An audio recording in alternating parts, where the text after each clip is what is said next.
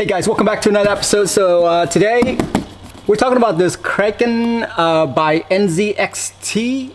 This is the X63 RGB.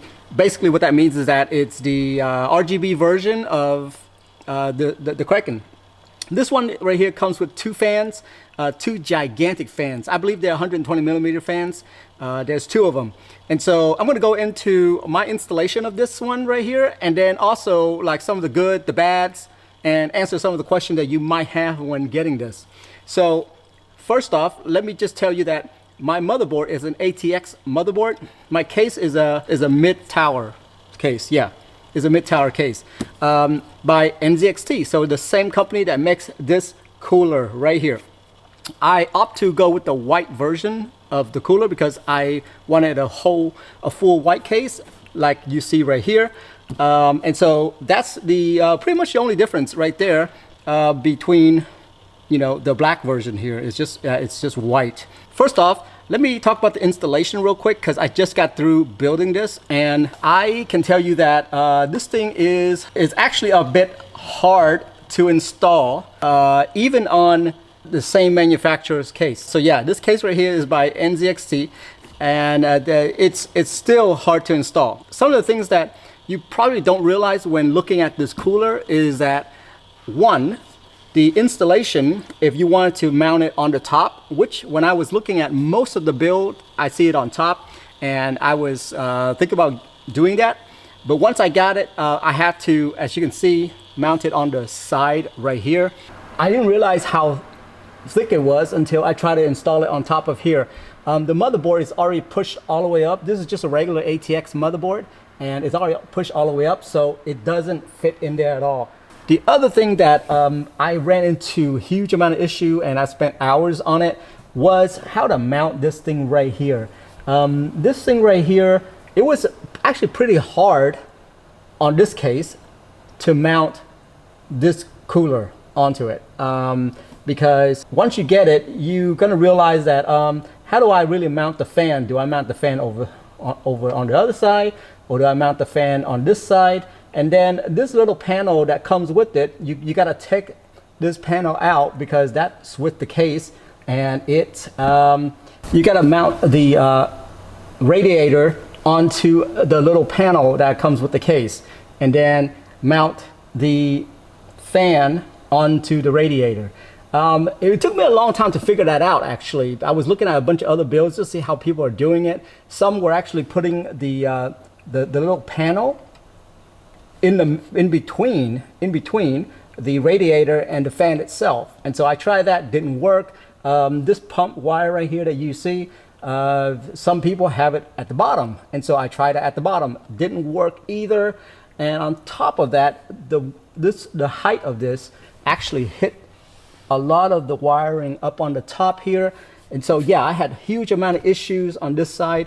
That would be the only thing that I would say if you're gonna get this combo, the NZXT 510 case or 510i case, along with this water cooler, you're gonna run into that problem right there. I'm not sure about the other cases, but there's just not enough room up on the top here to do anything. So yeah, it was really challenging on that one, but I think I've gotten it at a good point right now where I say this is the best way to do it. What you do is the panel that you have right here, that is the case itself. You remove that, and then you attach the radiator to it. Then on top of that, you attach the fan. The fan's going to be facing this way because obviously the RGB is right here.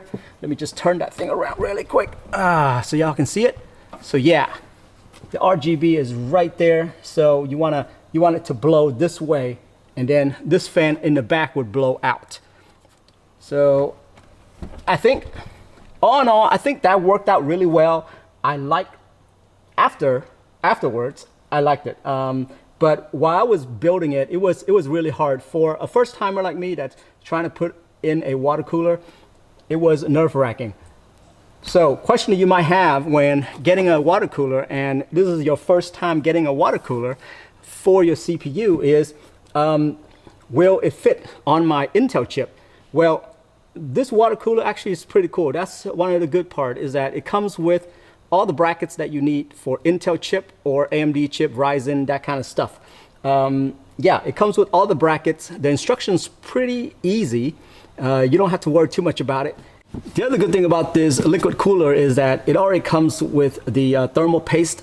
It was already on the liquid cooler, so I didn't have to buy extra thermal paste, which I don't even know how to apply it at all. Things like that. So yeah, it's already applied on the liquid cooler, so you don't have to worry too much about that if you're just brand new to installing this. So the other good thing about this cooler is that the software that you run in order to customize everything you see here, from the fan LED light to the middle part right here to the little logo that you see, all of that is customizable on the software itself. You just download that after you install it, and it just knows you can customize all three of those components. So it's really cool, really cool. Other thing is the software is actually pretty good. It tells you, you know, how cool the CPU is. By the way, speaking of which, the CPU stays at a 55 degree Celsius throughout my entire testing of max epic setting on Overwatch. So yeah, it stayed cool throughout the entire time. So it proves that the cooler really works.